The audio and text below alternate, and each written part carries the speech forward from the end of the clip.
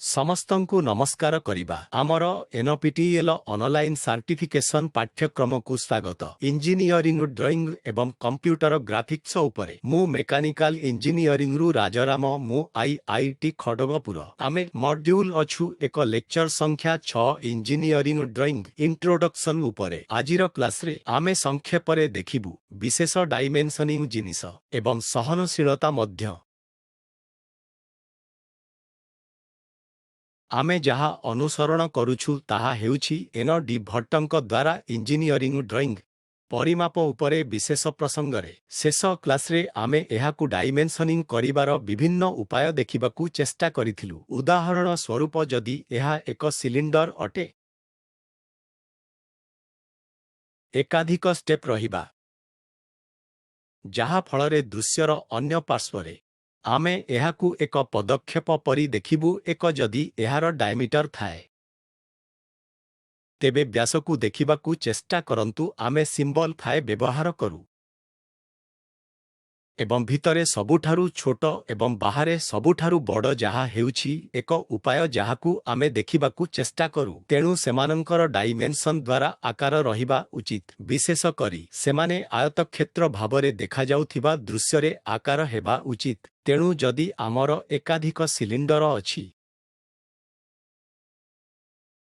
ଏହିପରି ପ୍ରକାରର ଜିନିଷ ଯଦି ଆମେ ଏହି ଦୃଶ୍ୟରୁ ଦେଖୁଛୁ, ତେବେ ସେମାନେ ପରି ଦେଖାଯାଆନ୍ତି। ଆୟତକ୍ଷେତ୍ର ସେହି କ୍ଷେତ୍ରରେ ଡାଇମିଟର ଆମେ ଏହାକୁ ଏହି ଉପାୟରେ ଦେଖାଇବାକୁ ଯାଉଛୁ। ଆମେ ସାଧାରଣତଃ ଏହି ଦୃଶ୍ୟରେ ବ୍ୟାସ ଦେଖାଉ ନାହୁଁ। ସବୁକିଛି ହେବା ଉଚିତ ଏଥିରୁ ଏହି ଦୁଇଟି ସମାନ ଆକାରର।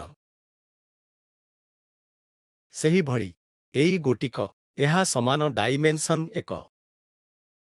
ସେହିଭଳି ଏହା ମଧ୍ୟ ଏବଂ ଏହା ସମାନ ଆକାରର ଅଟେ। ତେଣୁ ଏହାକୁ ଆମେ ଏକ ଦର୍ଶନ ସମ୍ମୁଖ ଦୃଶ୍ୟ ବୋଲି କହିଥାଉ ଏବଂ ବୋଧହୁଏ ଏହା ଏକ ପାର୍ଶ୍ୱ ଦୃଶ୍ୟ।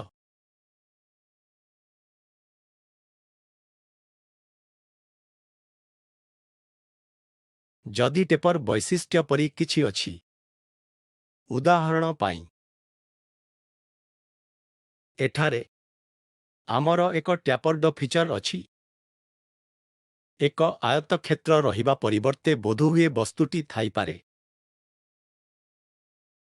ଏହି ପ୍ରକାରର ବୈଶିଷ୍ଟ୍ୟ ସେହି କ୍ଷେତ୍ରରେ ଆମେ ଏହାର ଉଚ୍ଚତା ଦେଖାଇଥାଉ ଏବଂ ଆମେ ଏହାର ଦୈର୍ଘ୍ୟ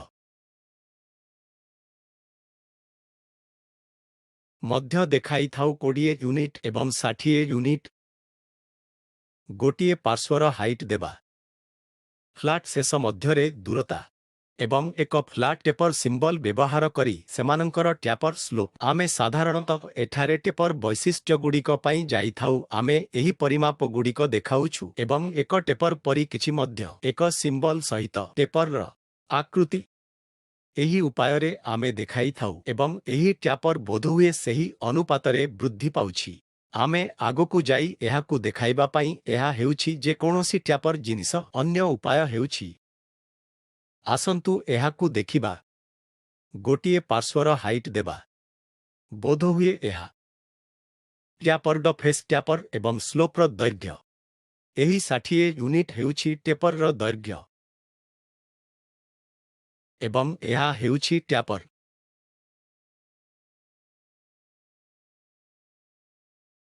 ଏବଂ ଏହା 60 ଡିଗ୍ରୀ କୋଣ ତିଆରି କରେ ହରାଇଜଣ୍ଟାଲ ସହିତ।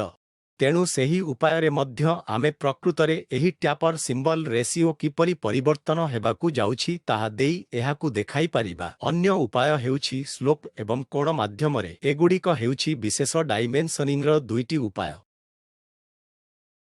ସେହିଭଳି ଯଦି ଆମର ଥ୍ରେଡ୍ ସ୍କ୍ରୁ ଅଛି ଏବଂ ଏହିପରି ଜିନିଷ ଅଛି, ଆମେ ସିଧାସଳଖ କରୁନାହୁଁ। ଅନ୍ତତଃ ପକ୍ଷେ ଡ୍ରଇଂ ପାଇଁ ଆମେ ରଖିନାହୁଁ ଏହା ଉପରେ ସିଧାସଳଖ ସୂତା। ଡାଇମେନସନାଲ ଉଦ୍ଦେଶ୍ୟ ଏବଂ ଆମେ ଦେଖାଉଥିବା ଅନ୍ୟାନ୍ୟ ଜିନିଷ ପାଇଁ ନିର୍ଦ୍ଦିଷ୍ଟ ସେହି ଉପାୟରେ ଆକାର।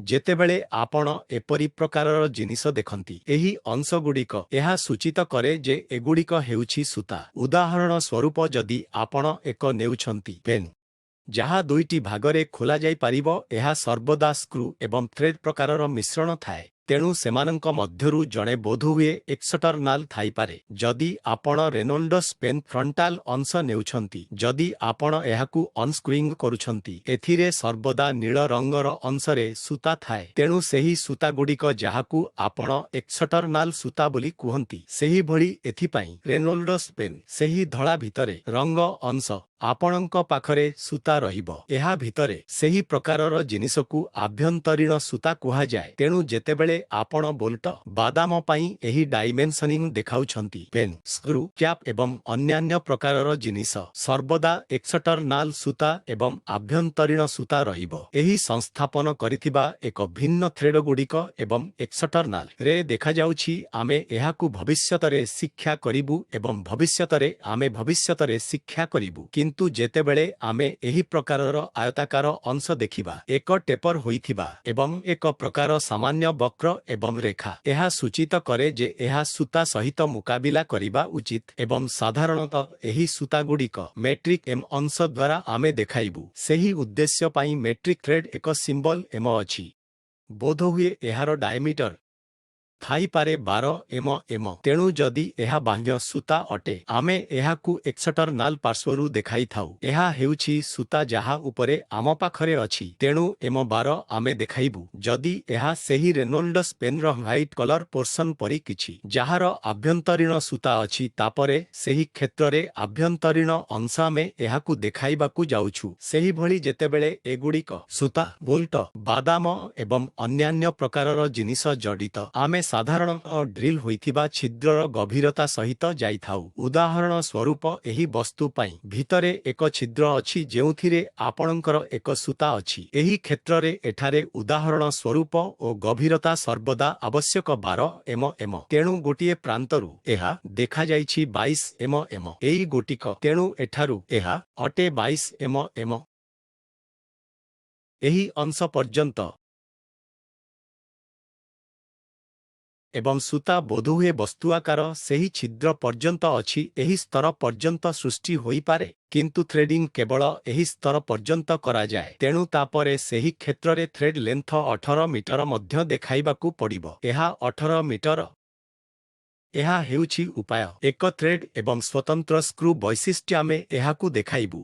ଆମେ ସର୍ବଦା ଫ୍ରଣ୍ଟାଲ ଦୃଶ୍ୟ ଏବଂ ପାର୍ଶ୍ୱ ଦୃଶ୍ୟ ପରି ଏହାର ଭିନ୍ନ ଦୃଶ୍ୟ ଦେଖାଉ, କାରଣ ଏହା ଏକ ସୂତା ପ୍ରକାରର ଏକ୍ସଟର୍ନାଲ ସୂତା। ଯଦି ଆପଣ ଏହି ପାର୍ଶ୍ୱରୁ ଦେଖୁଛନ୍ତି, କିମ୍ବା ବୋଧହୁଏ ଏହି ପାର୍ଶ୍ୱରୁ, ଏହା ଏକ ସର୍କଲ ପରି ଦେଖାଯାଏ, ଯାହା ଉପରେ ଆମେ ସୂତା କହିବା ଆରମ୍ଭ କରୁ। ତେଣୁ ସେହି କ୍ଷେତ୍ରରେ ଆମର ଅଛି ଭିତର ଡାଇମେନ୍ସନ ମଧ୍ୟ। ଭବିଷ୍ୟତ ଶ୍ରେଣୀରେ ଆମେ ସେ ବିଷୟରେ ଅଧିକ ବିବରଣୀ ଶିଖିବୁ। ସାଧାରଣତଃ ଆମେ ପ୍ରତୀକ ସହିତ ଯିବା। କେବଳ ସେହି ସିମ୍ବଲ ଦେଖି ଯେକୌଣସି ପ୍ରକାରର ଡାଇମେନ୍ସନିଂ ପାଇଁ ଆମେ ବୁଝିବା ସ୍ଥିତିରେ ରହିବୁ ଯେ ଡ୍ରଇଂ ଡାଏମିଟର କିମ୍ବା ଗୋଲାକାର ବ୍ୟାସ ରେଡିୟସ୍ ଏବଂ ଅନ୍ୟାନ୍ୟ ସହିତ ଗଠିତ କି ନାହିଁ। ଯଦି ଆମେ ଫାଇ ବ୍ୟବହାର କରୁଛୁ, ଏହା ଡାଏମିଟର ପ୍ରତିନିଧିତ୍ୱ କରେ। ଯଦି ଏହା କିଛି ପରି ଏସ ଫାଇ, ଏହା ସୂଚିତ କରେ ଯେ ସ୍ପେରିକାଲ ରେଡିୟସ୍ ପାଇଁ ଆମେ ଆର ସହିତ ଯିବା ଏବଂ ଗୋଲାକାର ବ୍ୟାସାର୍ଦ୍ଧ ପାଇଁ ଆମେ ଏସ ଆର ପ୍ରତୀକ ସହିତ ଯିବା। ଯଦି ଏଗୁଡ଼ିକ ବର୍ଗ ଉପାଦାନ, ଆମେ ସିମ୍ବଲ ବର୍ଗ ବ୍ୟବହାର କରୁ। ବେଳେବେଳେ ଆମେ ସିଲିଣ୍ଡ୍ରିକାଲ ବସ୍ତୁକୁ ପ୍ରତିନିଧିତ୍ୱ କରିବାକୁ ଯାଉଥିଲୁ। ସେହି କ୍ଷେତ୍ରରେ ଆମେ ବ୍ୟବହାର କରୁ CL ସିଲିଣ୍ଡ୍ରିକାଲ ଭାବରେ। ସେହିଭଳି ଯେତେବେଳେ ଏହି ଏକାଧିକ ଛିଦ୍ର ଏକ ପ୍ଲେଟରେ ତିଆରି ହୁଏ, ସେଠାରେ ଏକ ପିଚ୍ ସର୍କଲ ପ୍ରତିନିଧିତ୍ୱ କରିବ। ସେହି କ୍ଷେତ୍ରରେ ଆମେ ସାଧାରଣତଃ PCD ସର୍କଲ ଡାଏମିଟର ସହିତ ଯାଇଥାଉ। ଯଦି ଜିନିଷଗୁଡ଼ିକ ସମାନ ସ୍ପେସ୍ କରାଯାଏ, ଆମେ ସହିତ ଯିବା EQSP ଇକ୍ବିସ୍ପେସ୍ ପ୍ରକାରର ଜିନିଷ।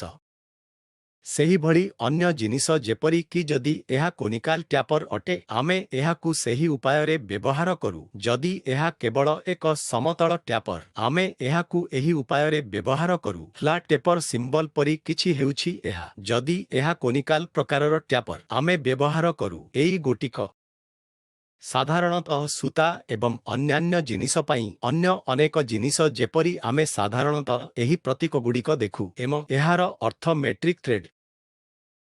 ଏହି ଥ୍ରେଡଗୁଡ଼ିକର ଏକ ଉପାୟରେ ପ୍ରକାର ବ୍ୟାପୀ ଏହିପରି ସବୁ ଜିନିଷଗୁଡ଼ିକ ପରି ଜିନିଷଗୁଡ଼ିକ ବଣ୍ଟନର ଫଳ ଓ ଯୋଗୁ ଦଖାଏ ସମ୍ପ୍ରତି ଏକ ବିଶେଷ ସଂକେତ ଲୋକ ଏହା ବ୍ୟବହାର କରେ। ତେଣୁ ଡ୍ରଇଂ ସିଟ୍ ପ୍ରତୀକ ଡାଇମେନ୍ସନିଂ ଉପରେ ଯଦି ଆପଣ ମେସିନିଷ୍ଟଙ୍କୁ ଏକ ପିକ୍ଚର ଜଣାଇବାକୁ ଚାହାନ୍ତି ତେବେ ଏହି ୟୁନିଟ୍‌ଗୁଡ଼ିକ ସବୁଠାରୁ ଗୁରୁତ୍ୱପୂର୍ଣ୍ଣ ଜିନିଷ।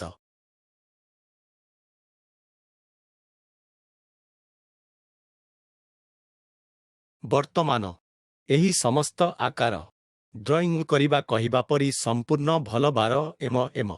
କିନ୍ତୁ ଯଦି ଆମେ ଜଣେ ମେସିନିଷ୍ଟଙ୍କୁ ପ୍ରସ୍ତୁତ ହେବାକୁ କହୁଛୁ 12 ଏମ ଏକ ପ୍ରକାର ବସ୍ତୁ ବୋଧହୁଏ ଏହା ଦୈର୍ଘ୍ୟ ହୋଇପାରେ ଏହା ଛିଦ୍ର ହୋଇପାରେ ସଠିକ୍ ଭାବରେ ତିଆରି କରିବା ସମ୍ଭବ ନୁହେଁ 12 ଏମ ଏହା ସର୍ବଦା ପ୍ଲସ୍ କିମ୍ବା ସର୍ବନିମ୍ନ ବିକାଶ ରହିବ କାରଣ ଆମେ କରିବା ପାଇଁ ସମ୍ଭବ ହୁଏ କାରଣ ଆମେ ଏହି ପ୍ରକାରର ଡାଟା ବ୍ୟବହାର କରୁଛୁ ଯେ ଏହି ମେସିନ ବ୍ୟବହାର କରି ତିଆରି କରିଛନ୍ତି। ଉଦାହରଣ ସ୍ୱରୂପ ମୁଁ ଏକ ଟର୍ନିଂ ଅପରେସନ କରିବାକୁ ଚାହେଁ କେଉଁଠାରେ 20 ମିଟରର ଏକ ସିଲିଣ୍ଡର ମୁଁ ତିଆରି କରିବାକୁ ଚାହେଁ କିନ୍ତୁ ମେକାନିକାଲ କମ୍ପନ ହେତୁ ଏକ ଛୋଟ ବିଚ୍ୟୁତି ତାପମାତ୍ରା ପରିବର୍ତ୍ତନ ହେଉଛି ଆମେ କିପରି ଏହି ଲେଦ୍ ମେସିନକୁ ଖାଇବାକୁ ଦେଇଥାଉ ଏବଂ ଏହିପରି ଜିନିଷଗୁଡ଼ିକ ସର୍ବଦା ସମ୍ଭାବନା ଥାଏ ଯେ ଏହା ଅତ୍ୟଧିକ ହୋଇପାରେ ଏହା ସେହି ବସ୍ତୁର କମ୍ ହୋଇପାରେ ଅନେକ କାରଣ ଏହି ଜିନିଷଗୁଡ଼ିକୁ ପ୍ରଭାବିତ କରେ ତେଣୁ 12 ଏମ କିମ୍ବା 20 ଏମ ସାଧାରଣତଃ ସୂଚିତ କରିବା ଏକ ଭଲ ଧାରଣା ନୁହେଁ ଉଲ୍ଲେଖ କରିବା ସର୍ବଦା ଭଲ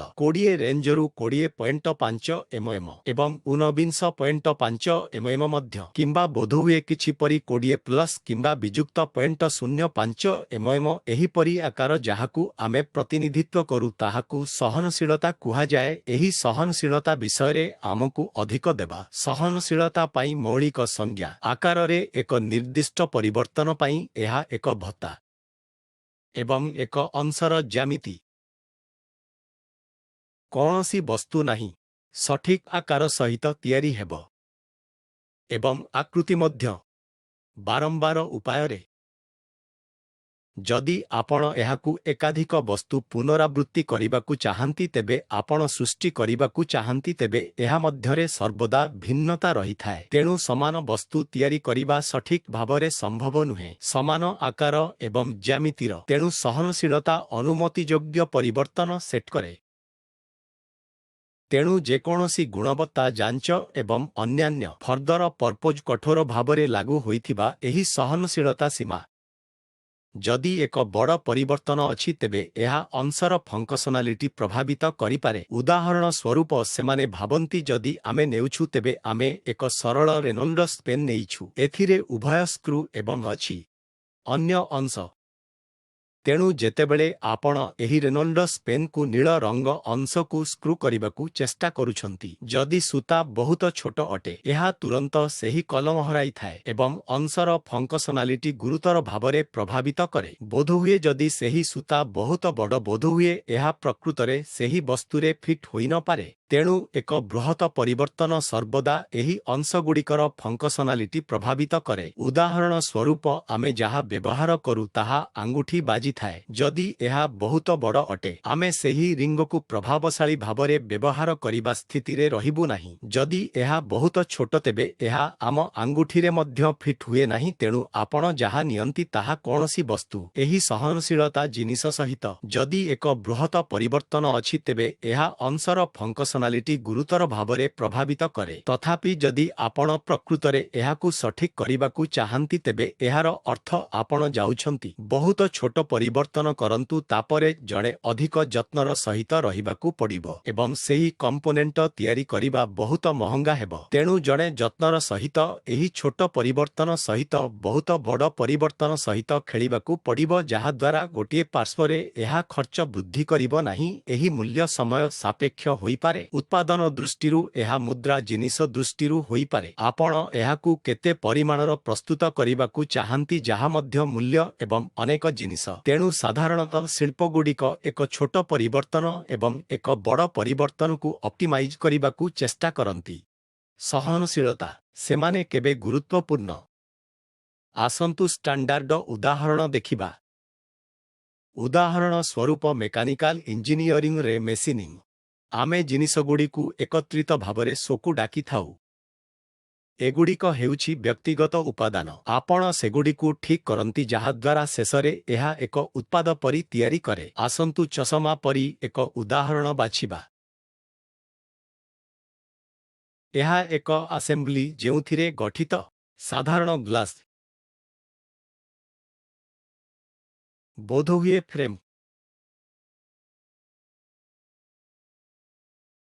ଏହା ହେଉଛି ଫ୍ରେମ୍। ବୋଧହୁଏ ଗଣ୍ଠି ରହିବ। ସେହି ଗଣ୍ଠିଗୁଡ଼ିକରେ ସ୍କ୍ରୁ ଥାଇପାରେ। କାଚ, ସ୍କ୍ରୁ ଏବଂ ଫ୍ରେମ୍।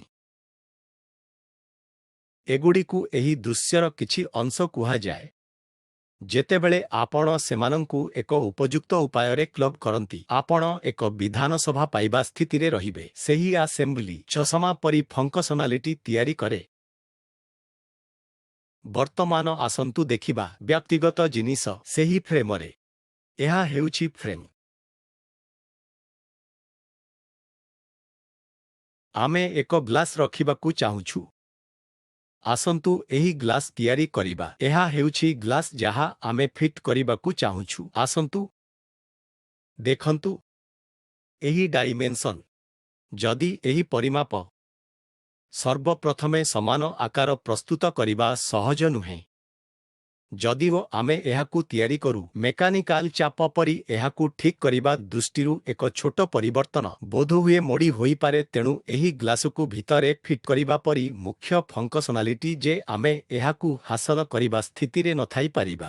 ଯାନ୍ତ୍ରିକ ଚାପରେ ଏକ ଛୋଟ ବୃଦ୍ଧି ବୋଧହୁଏ ତାପମାତ୍ରା ପରିବର୍ତ୍ତନ କିମ୍ବା ବୋଧହୁଏ ପୃଷ୍ଠଘର୍ଷଣ ଏବଂ ଅନ୍ୟାନ୍ୟ ଜିନିଷ ଏହା ହୋଇପାରେ।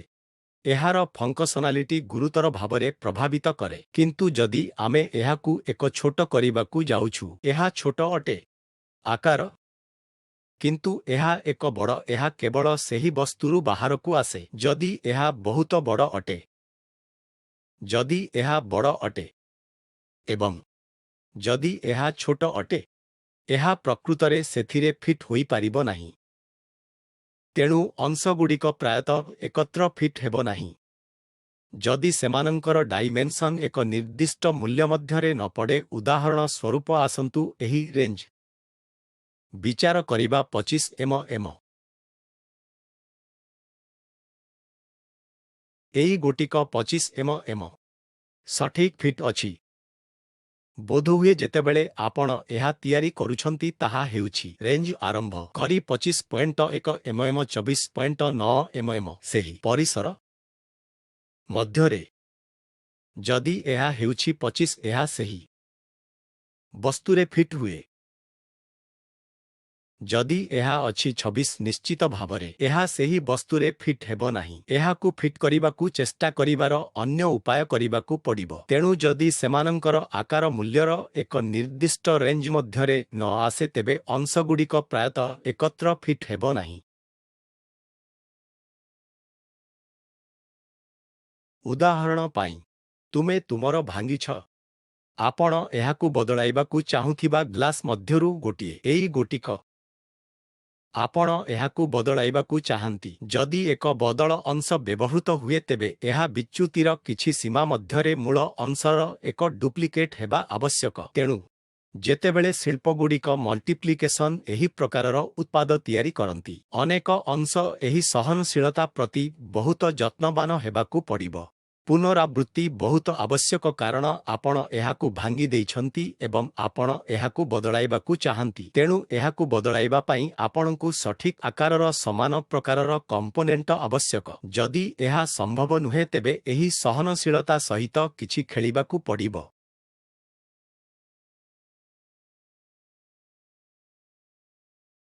ଏହା ଏକ ସାଧାରଣ ଅଭ୍ୟାସ। ମୂଲ୍ୟ ସାଧାରଣତଃ ବୃଦ୍ଧି ପାଇଥାଏ ଛୋଟ ସହନଶୀଳତା ସହିତ। ଛୋଟ ସହନଶୀଳତା ଏହାକୁ ତିଆରି କରିବା ପାଇଁ ମୂଲ୍ୟରେ ଏକ ତୀବ୍ର ବୃଦ୍ଧି ଘଟାଇଥାଏ। ଛୋଟ ସହନଶୀଳତା ଥିବା ଅଂଶଗୁଡ଼ିକ ପ୍ରାୟତଃ ଆବଶ୍ୟକ କରେ ଉତ୍ପାଦନର ବିଶେଷ ପଦ୍ଧତି। ଏହା କେବଳ ମୂଲ୍ୟ ବିଷୟରେ ନୁହେଁ। ଯଦି ଆମେ ବହୁତ ଛୋଟ ସହନଶୀଳତା ମୂଲ୍ୟବୋଧ ପାଇଁ ଯାଉଛୁ, ଏହାକୁ ନିଜେ ପ୍ରସ୍ତୁତ କରିବା ପାଇଁ ଆମକୁ ସ୍ୱତନ୍ତ୍ର ଉପକରଣ ଆବଶ୍ୟକ। छोट सहनशीलता थिबा अंशगुड़िक प्रायतः आवश्यक करे अधिक इन्स्पेक्शन एवं अंशगुड़िक प्रत्याख्यान पाई आह्वान करन्तु। एहीपरि छोट सहनशीलतार जत्न नेबा पाई आमे केते जत्न नेबाकू जाउछु। दिनर शेष एहाकू देई जिबाकू पड़िबो। इन्स्पेक्शन एक छोट विच्युति आवश्यक सहनशीलतारू एक उच्च संभावना अछि जे अंश प्रत्याख्यान हेबो। तेणु छोट सहनशीलता सर्वदा थाए। एक बृहत इन्स्पेक्शन थिंग एवं एहा अत्यधिक संभावना अछि अनेक अंश प्रत्याख्यान हेबो। जदिओ एहा एक छोटर जनरब रहिछि किंतु जंगरा स्थानर माहेरार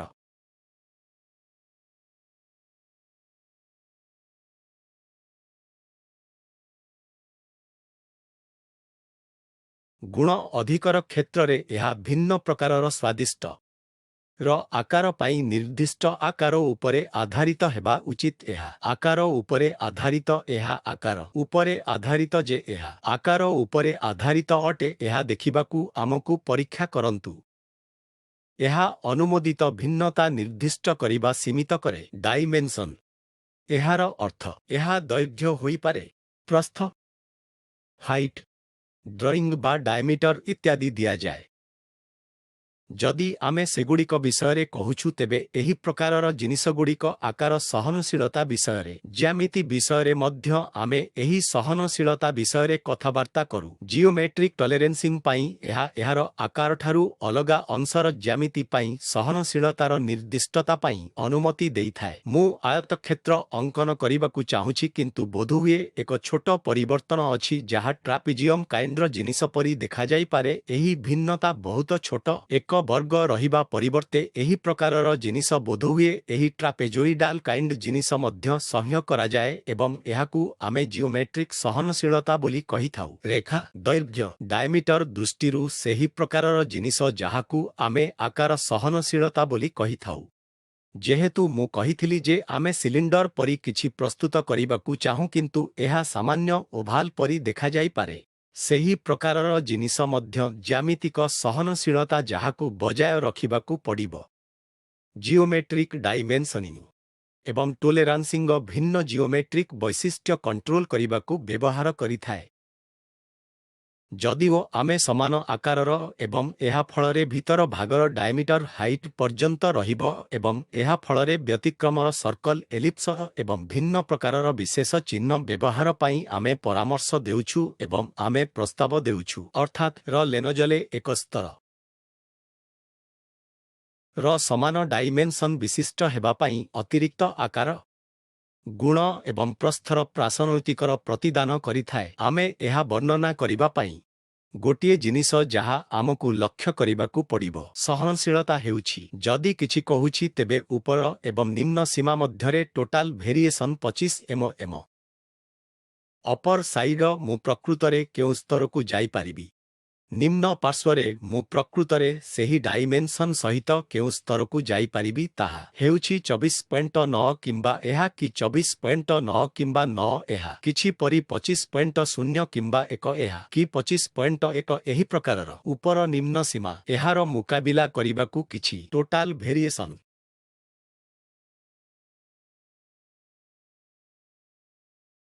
आसंतु एक उदाहरण देखिबा। एठारे आमर एक ड्राइंग शीट अछि जेउथिरे अनेक उपादान उल्लेख करा जाइछि। उदाहरण स्वरूप एक टर्निंग ऑपरेशन पाई चक स्क्रू एवं एठारे थिबा अन्यान्य जिनिस एहार प्रतिनिधित्व करे।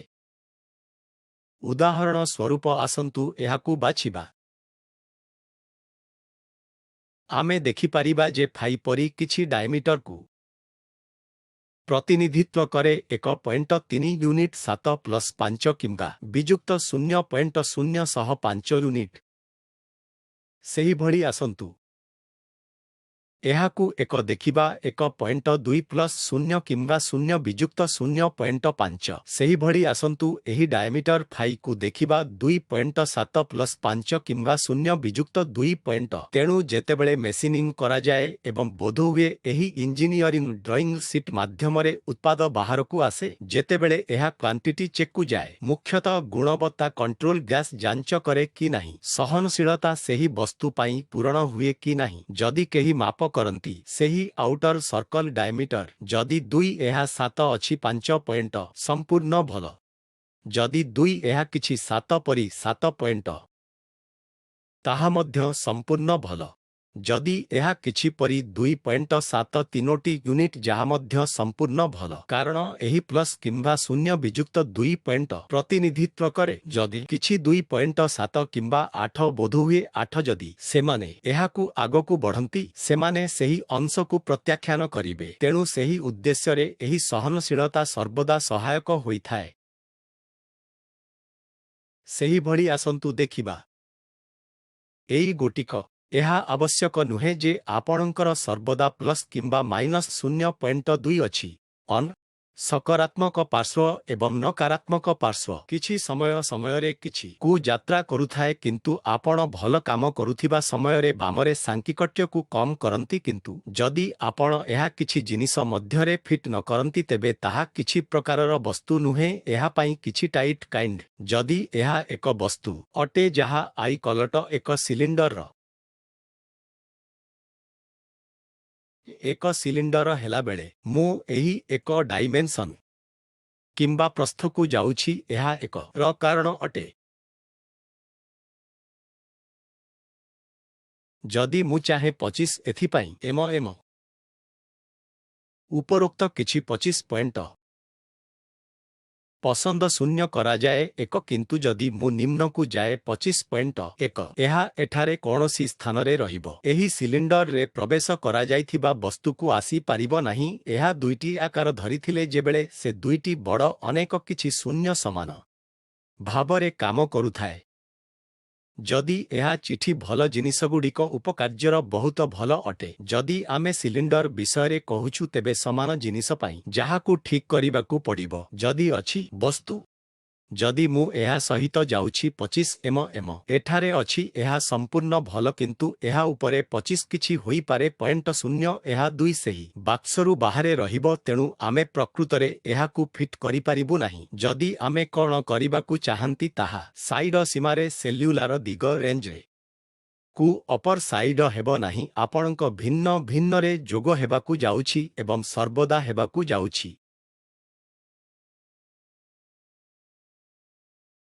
ଏବଂ ଏଗୁଡ଼ିକ ସହନଶୀଳତା ବ୍ୟାପକ ଭାବରେ ବିଭକ୍ତ ଦୁଇ ଗୋଟିଏ ଅଂଶ ହେଉଛି ସହନଶୀଳତା ସୀମିତ କରନ୍ତୁ ଯେଉଁଠାରେ ଆମେ 2 ଡାଇମେନ୍ସନ୍ 5 ଦେଖାଇଥାଉ 2.4.5 ଉଭୟ ଜିନିଷ ସେହିଭଳି ସହନଶୀଳତା ସୀମିତ କରନ୍ତୁ ଯାହା ପାଇଁ ସୀମା ଉଲ୍ଲେଖ କରାଯାଇଛି ଏହା ଏକ ଭିନ୍ନ 4 ହୋଇପାରେ 1.5 ପଏଣ୍ଟ ଏହି ଡାଏମିଟର ଗୋଟିଏ ବିନ୍ଦୁରୁ ଭିନ୍ନ ହୋଇପାରେ 5 ଗୋଟିଏ ପଏଣ୍ଟକୁ 7 ଏବଂ 5 ଏହିପରି ଜିନିଷଗୁଡ଼ିକ ସେହିଭଳି କୋଣଗୁଡ଼ିକ 28.0.28 ଏହିପରି 4 ପ୍ରକାରର ସୀମା ଯଦି ଆମେ ଦେଖାଉଛୁ ଯାହାକୁ ସୀମିତ ସହନଶୀଳତା କୁହାଯାଏ ଯଦି ଏହା ପ୍ଲସ୍ ମାଇନସ୍ ପ୍ରକାରର ସହନଶୀଳତା ଅଟେ ଆମେ ସାଧାରଣତଃ 2 ଏହାକୁ 5 ଦୃଷ୍ଟିରୁ 0 ଦେଖାଇଥାଉ 0.0 କିମ୍ବା 0 ବିଯୁକ୍ତ 5 ବିଯୁକ୍ତ ଏହିପରି ଏକ ସାଧାରଣ ଅଭ୍ୟାସ ଆମେ ଏହାକୁ ଡ୍ରଇଂ ସିଟ୍ରେ ଦେଖୁ କିଛି ଯେପରି 1.4 ପ୍ଲସ୍ 5 କିମ୍ବା 0 ବିଯୁକ୍ତ 5 ପ୍ଲସ୍ 0.0 ପରି କିଛି 1 ବିଯୁକ୍ତ 5 ବିନ୍ଦୁ 1 ଆମେ 0 ଯାହାକୁ ବିଯୁକ୍ତ ସହନଶୀଳତା ବୋଲି କହିଥାଉ ଏହିପରି ପ୍ରକାରର ଜିନିଷ।